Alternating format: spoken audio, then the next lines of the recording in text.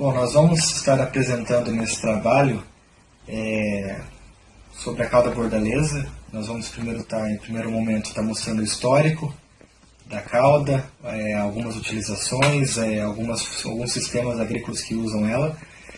Em segundo momento, nós vamos estar apresentando como o preparo da cauda, alguns erros de uso de cauda. Então a gente vai ter algumas plantas danificadas pela cauda ácida e vamos explicar o porquê. Depois vamos ter o uso a apresentação de como fazer a aplicação com a cauda.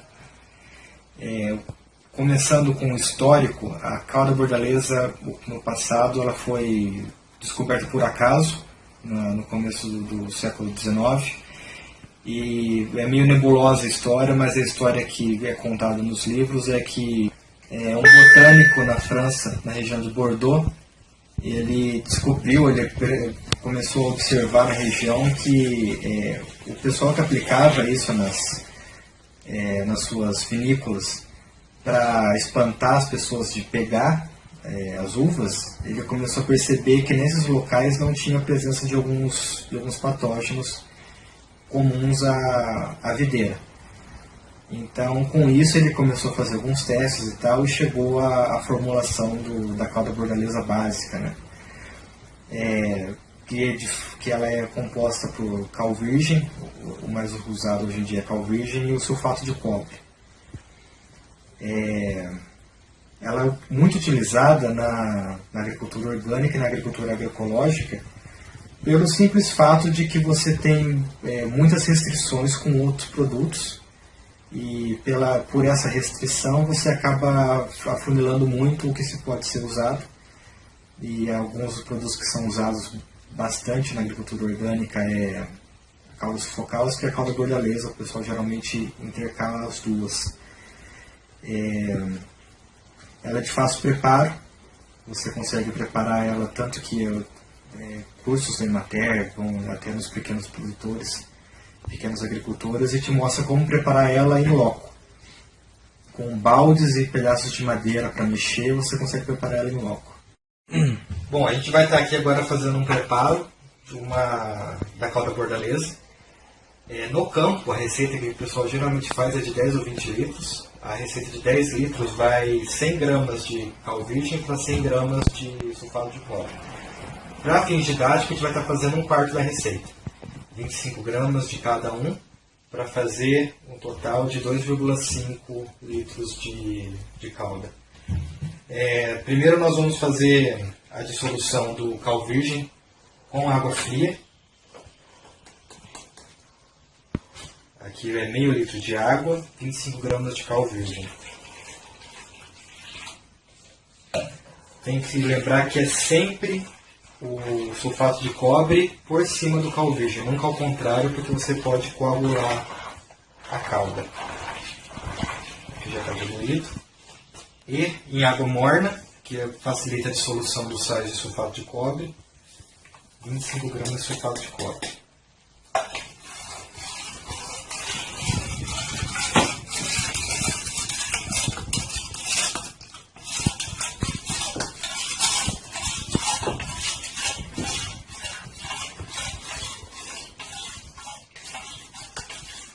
Pronto, completamente diluído. E agora, na hora de misturar os dois, não pode nunca parar de mexer, porque também pode coagular a calda. Então vai colocando lentamente e borbulhando. Você consegue ver até um pouco de borbulha aqui da reação do cal virgem com o sulfato de cobre. Parar um pouco, senão vai ter que cortar.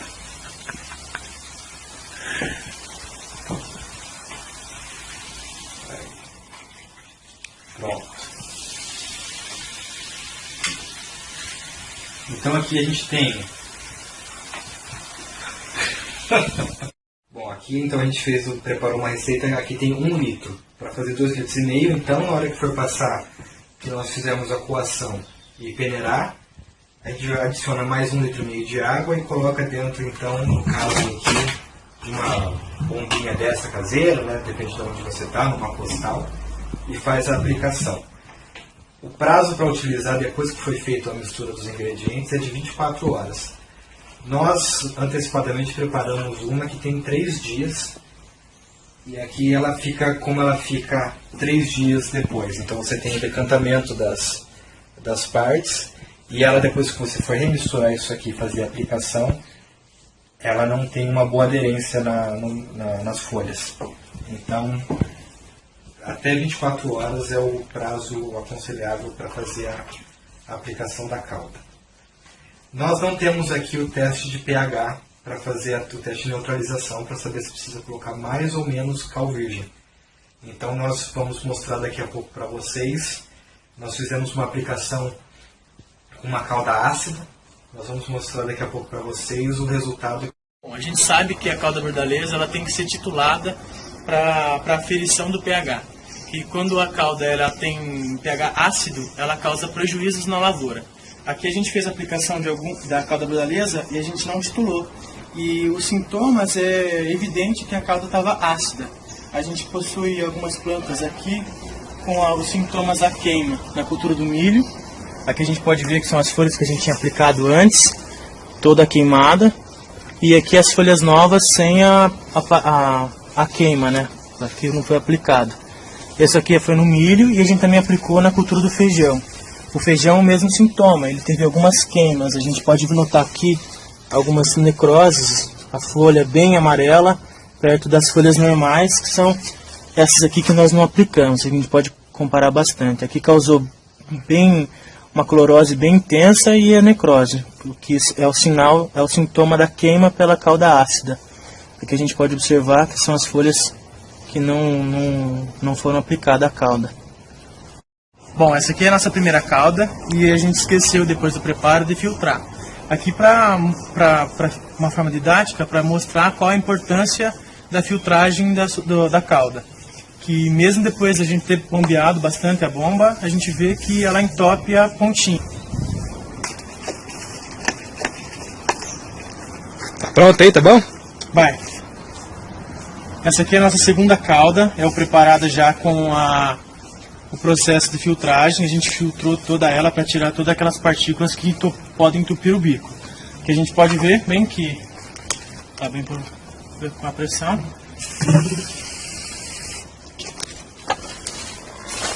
A gente está aplicando a parede só para modo de observar. Ela dá coloração azul, caso sulfato de cobre.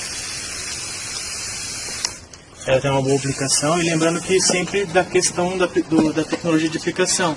De bicos, de formato de bico, quais os tipos para cada cultura. A gente deve sempre estar observando essas características. Continuar. Outra questão muito importante é o uso do EPI.